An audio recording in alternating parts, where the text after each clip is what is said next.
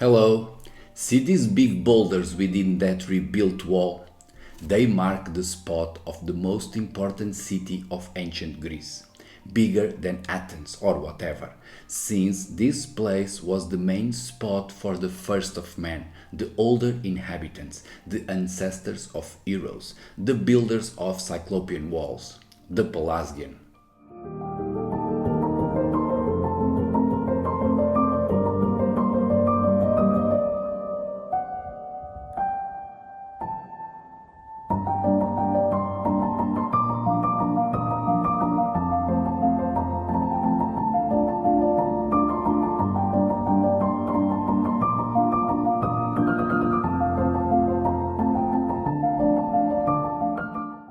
Long before Socrates and even Homer, the lands we call today Greece were inhabited by a noble people known by later classical authors as the Pelasgian, a name that translates to the first of men and sons of the mythical king Pelasgos. Although these Pelasgian were a sophisticated and real people, academics decided they did not exist, or if they did, the Pelasgians would just be some brutes, unworthy of history. That dismissive opinion by the paper pushers is ignoring ample evidence, being both in the written form with many references to the Pelasgian to be found in dozens of ancient texts from plenty of reputable authors, but also, most importantly, because of their walled constructions. The walls, named Pelasgian by ancient sources, are also known as Cyclopean, or even to some limited extent Polygonal. These are absolutely wonderful works of art in stone, using odd-shaped blocks fitted to one another, without mortar, setting the stage for the main idea I've been hammering here. The Cyclopean builders were an ancient lost culture, or better said, a family of cultures living in southern Europe during the Bronze Age, and easily recognizable by their curious way of building walls, that is, the Cyclopean walls. In Greece, the local Cyclopean culture was named Pelasgian, and their works set the foundation for the most important sites of antiquity, including Delphi, Athens, or ultimately that big boulder wall tucked away in the midst of Greece.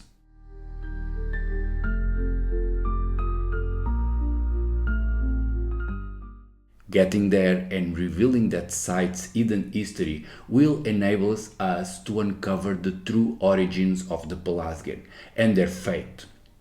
Spoiler alert, they were defeated and, except by us, nearly forgotten.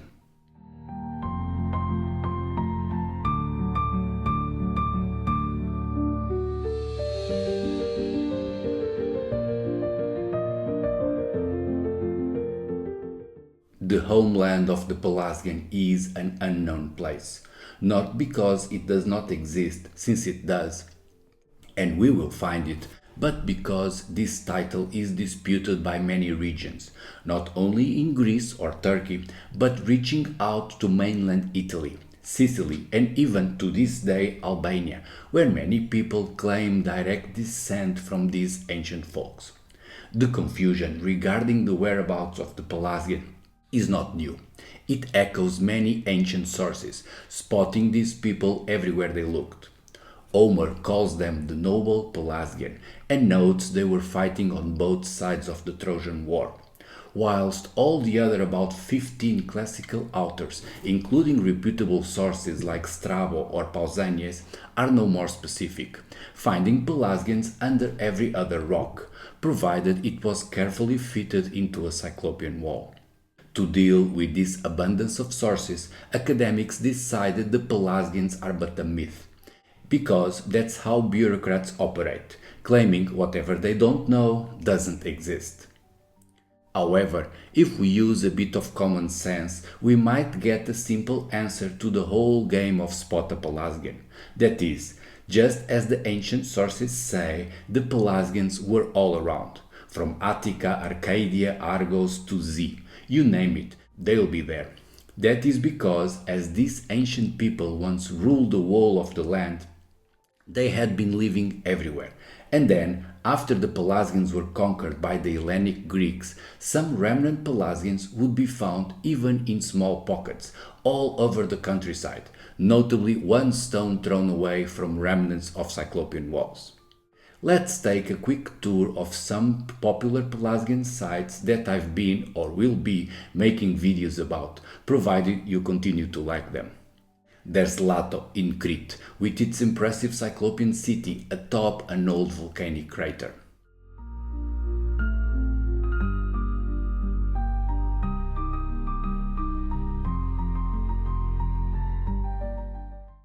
Dodona, with the Pelasgian Sibyl, a frenzied lady future-telling under a tree.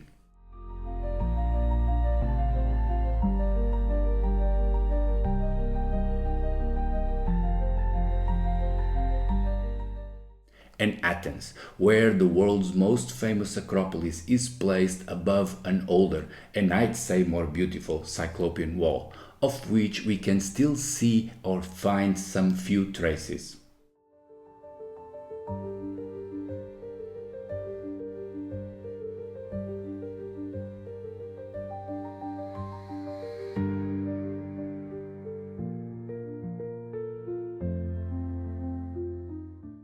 Despite dropping the Pelasgians all over the place, the most common reference as the location of their homeland is the central plain of Thessaly, a very fertile land, the breadbasket of Greece, punctuated by curious bulbous mountains, often covered with some unmarked and dry hillforts, just the type of work other lost Cyclopean cultures in Europe would build.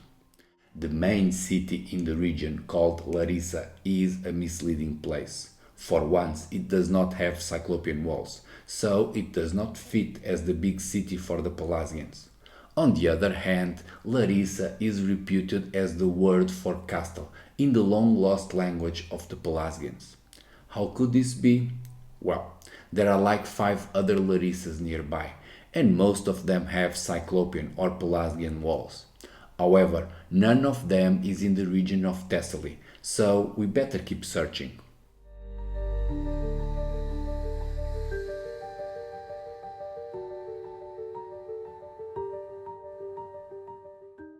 More promising is the city called, prepare for it, Pelasgia. Yes, it does not require one to be super perceptive to suspect this could be a site with some connections to the Pelasgians. Only if they had, let's say, some Pelasgian walls laying around. And guess what? They do. In their heyday, the ancient site of Pelasgia would have been a cute little Cyclopean town overlooking the sea. But despite the views, it is lacking the monumental aspect one expects from the main city of those great builders.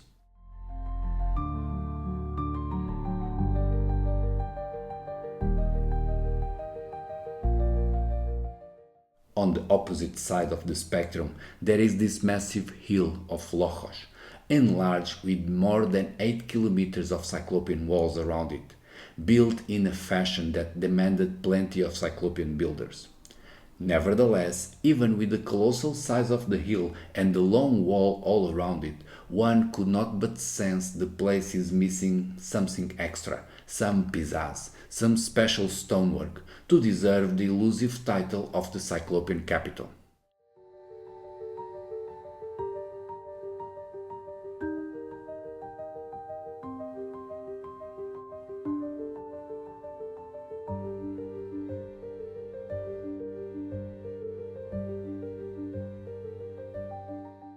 The Pelasgians were not alone in Bronze Age Greece.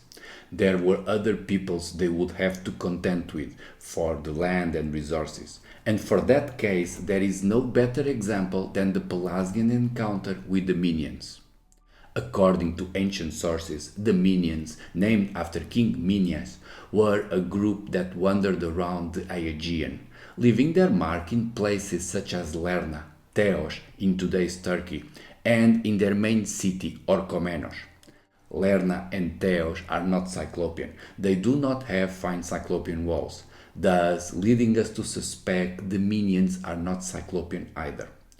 Another good clue separating the Minions from the Pelasgian or Cyclopean are the events described by Herodotus about the island of Lemnos. In there, the Minions tried to settle and displace the original Pelasgian inhabitants, but ended up slaughtered in the dead of night by some vengeful folks. More confusing evidence is to be found in Orchomenos, not only the city walls that are at places polygonal, but also in the non-Cyclopean Tolos, dubbed the Treasury of Achilles. Tolos is a fancy word to describe ancient beehive-shaped structures or a vaulted room, although it is not clear what they were built for sure required some large investment, and were a symbol of pride for their owner, justifying the treasury title. The Treasury of Achilles is one of the best examples of such tolos, for its large chambers and massive rock lintel, very impressive for sure, although built in a non-Cyclopean fashion.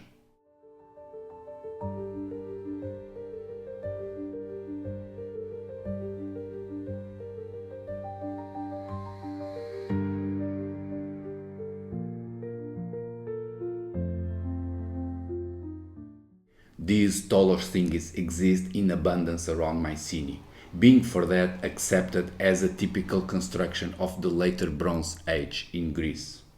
Then, since the city of Mycenae also has some very fine older polygonal walls, it is assumed that both the walls and the tolos were all built by the Mycenaean Greek. But they were not. If we look carefully at the stones on the Mycenaean walls, we can notice the Cyclopean or polygonal bits are older than the big blocks, and also that the tolos are outside of the city, and thus even younger. This, combined with the ancient stories about that place, allows for a timeline more or less like this.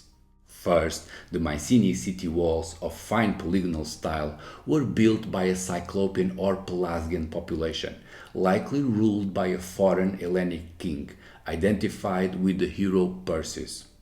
Then, as the Cyclopean characteristics of the population dissolves, Mycenae enters a new period, identified with a new hero, Hercules, leading to constructions requiring more effort and less skilled work, with big squarish blocks around the Lion Gate. Finally, right at the end of the Bronze Age, the Cyclopean style is hardly visible in all those tolos, built to accommodate the egos of the later rulers of the city, right before the collapse, in a dynasty identified with the villain king Agamemnon.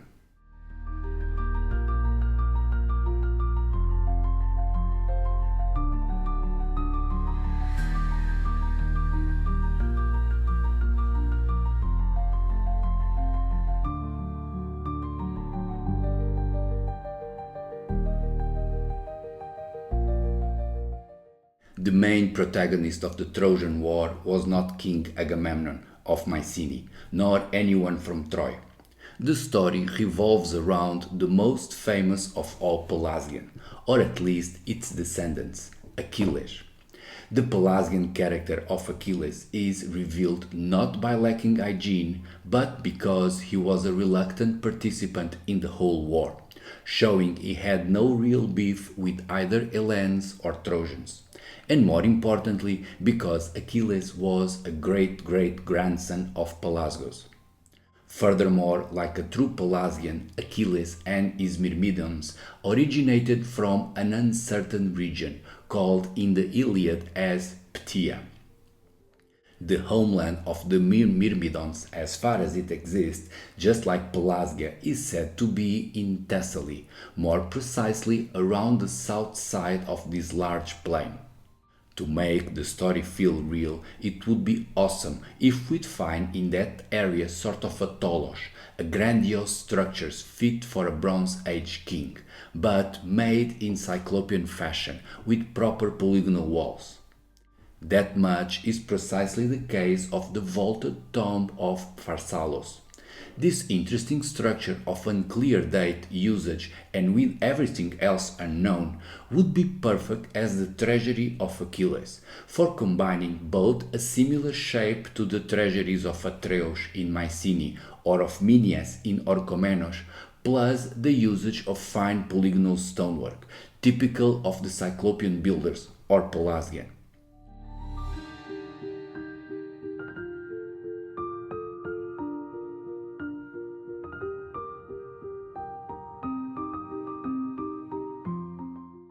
In reality, this construction might not have been made for Achilles, chiefly because Achilles did not exist. On the other hand, it was for sure the proper treasury of a Pelasgian big man, and offers our final clue to the location of the Pelasgian capital. It's the city of Pharsala, the same place with that big boulder wall that we saw at the beginning, and the likely candidate for the capital of the Pelasgian.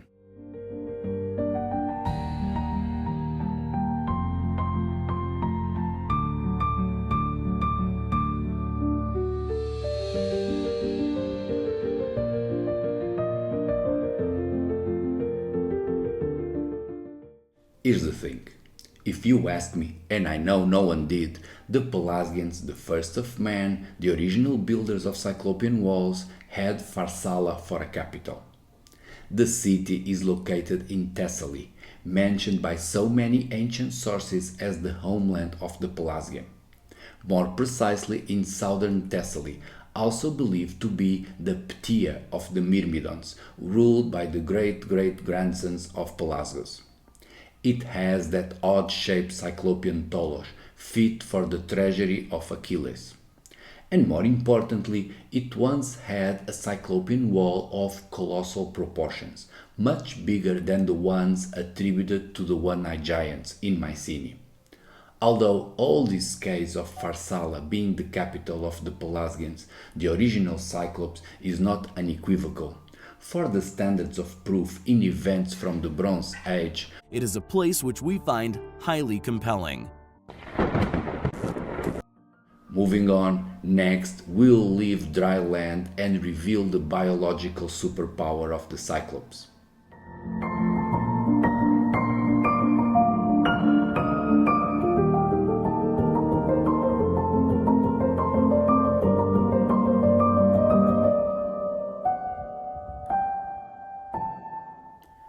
That's it for today. Hope you liked it. See you in the comments.